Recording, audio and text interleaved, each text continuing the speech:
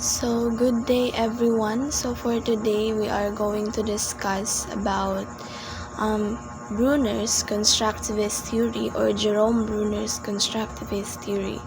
So before we proceed to our discussion, let me introduce you first our learning outcomes or our learning objectives for this discussion. So first, in this lesson, I will challenge yourself to attain the following learning outcomes. So, describe the development of the child's ability to represent knowledge and explain how the spiral curriculum works. And in these objectives, I hope that I can attain through my discussion so that you can clearly understand what Bruner's constructivist theory means and how is it important to our learnings. So, a little biography of Jerome Bruner. Jerome Bruner was born on October 1, 1915 at New York City. So, he received his degree from Duke University in 1937 and his philosophy of education in 1947. And in 1960, he published a landmark book entitled The Process of Education. So, Jerome Bruner was one of the proponents of constructivism. So, Jerome Bruner was not the only one who made this theory. So, a major theme in the story of Bruner is that learning is an active process and an active, in which learners construct new ideas or concept upon their current or past knowledge. So, Jerome Bruner is a big part of cognitive theory. We have also in cognitivism, we also have Lev Vygotsky, if I'm right. And so, let's not make it longer. So, let me introduce this theory's main concepts. So we have Bruner's main concepts. We have first the representational, the spiral curriculum, and the discovery learning. So first, let's discuss representational. So in representational, we have three ways to represent knowledge. So first is the inactive representation. So in inactive representation, at the earliest ages, children learn about the world through actions on physical objects and the outcomes of these actions. So children represent in terms of their immediate sensation of them or their response, and they are represented in the muscles, and it also involves their motor responses or ways to manipulate their environment, or for example in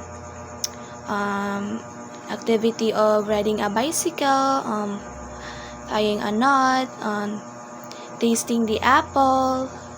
So next is the iconic representation. So in this stage, it is when the learning can be obtained through using models and pictures. So, in this level, the learner can also use mental images to stand for certain objects or events. So, they can be able to identify objects through models, or it focuses on icons or through their visuals. So, iconic representations allows one or children to recognize objects when they are changed in minor ways. So, for example, mountains with and without snow at the top. So, in this level, they can be able to represent these objects through their iconic representation. So, the last representation is the symbolic representation. So in this stage, the learner has developed the ability to think in abstract terms. So If in iconic, it needs models and pictures. In symbolic, they can they have the ability to think in abstract terms. So it also uses symbols, some system to encode knowledge. So the most common symbol systems are language and mathematical notations. So next is, let's discuss the spiral curriculum. So spiral curriculum is also part in constructivism theory of Jerome Bruner. So spiral curriculum means that teachers must revisit the curriculum by teaching the same content in different ways depending on students' developmental levels. So let's not discuss it longer since spiral curriculum is already been discussed by during the last discussions by the discussants.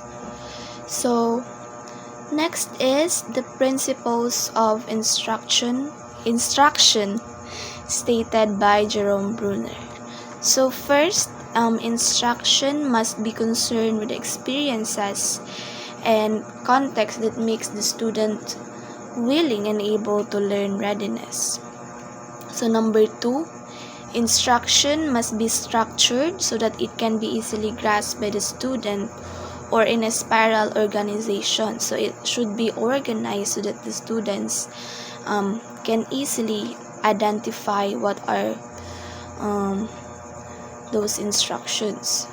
So number 3, instruction should be designed to facilitate extrapolation and or fill in the gaps or going beyond the information given. So in this principle, students should be able to explore or learn on their own and think of they can apply the metacognition or overthinking.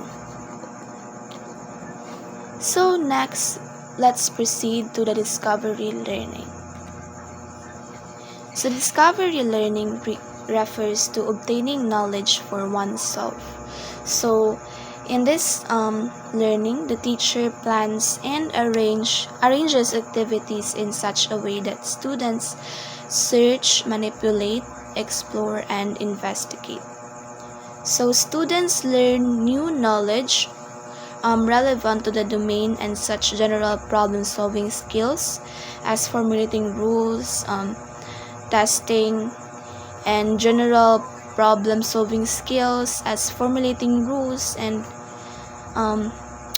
testing for gathering information. And most discovery does not happen by chances only, but students require also their background preparation. So once students possess requisite knowledge, they should be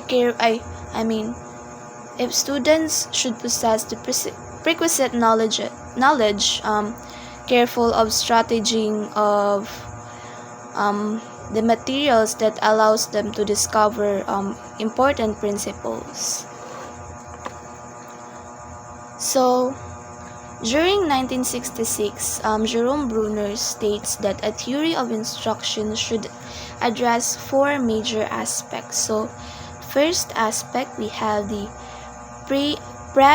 predisposition to learn, and second is the structure of knowledge, and the third one is the effective sequencing, and the last one is the reinforcement.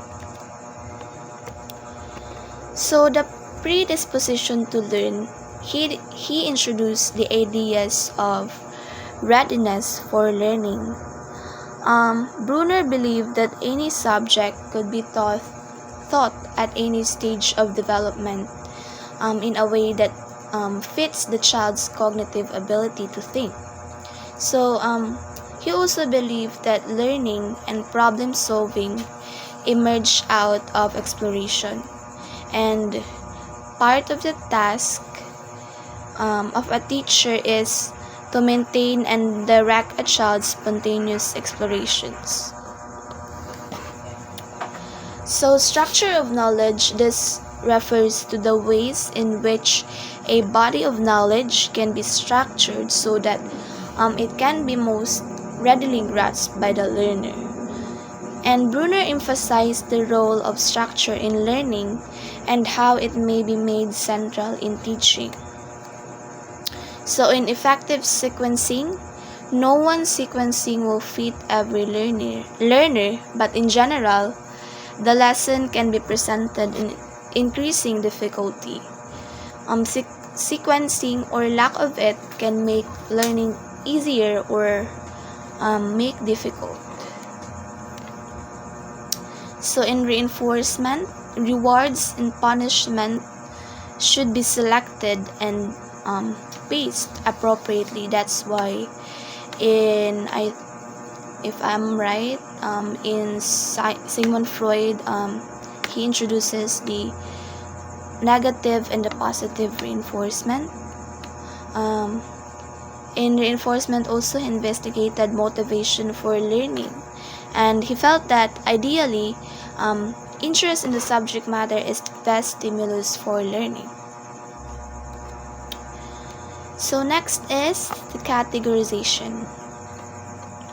So Bruner gave much attention to categorization of information in the construction of internal cognitive maps, and he believed that perceptions and conceptualizations, learning and decision making and making inferences all involve categorization. So he also proposed several kinds of categories. We have the identity categories, equivalent categories, and coding systems. So in identity categories, it means that categories include objects based on their attributes or features. So in this category, children can be able to identify by their on how the things work or how it looks like. So next is the equivalent categories. In equivalent categories, it can be determined by affective criteria which render objects equivalent by emotional reactions, functional criteria based on related functions, or by formal criteria. So next is the coding systems. Categories that serves to recognize sensory input. So they are major organizational variables in higher cognitive functioning. So it means going beyond immediately to sensory data involves making inferences on the basis of related categories. So that's all for Jerome Bruner's constructivism theory. I hope that you've learned something and meaningful to this topic, since constructivism theory is an important theory to learn as a teacher and as a student also. So thank you for listening. That's all for my discussion.